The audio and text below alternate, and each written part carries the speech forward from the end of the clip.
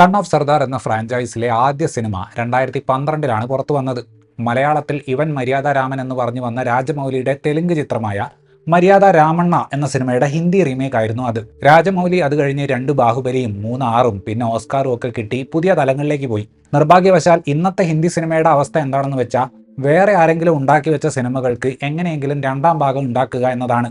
ദടക്ക് 1 സൈറാട്ടിന്റെ റീമേക്കും ദടക്ക് 2 Pariyerum പെരുമാളിന്റെ റീമേക്കും ആയതുപോലെ son of Sardar 2ഉം ഒരു remake തന്നെയാണ്. പക്ഷേ ഇത്തവണ അവർ പോയിട്ടുള്ളത് അങ്ങ് ടർക്കിയിലേക്കാണ്.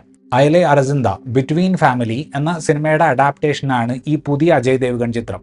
സീക്വലുകളോടുള്ള ബോളിവുഡിന്റെ ഭ്രമം ഏറെക്കുറെ കൈവിട്ട അവസ്ഥയാണ്.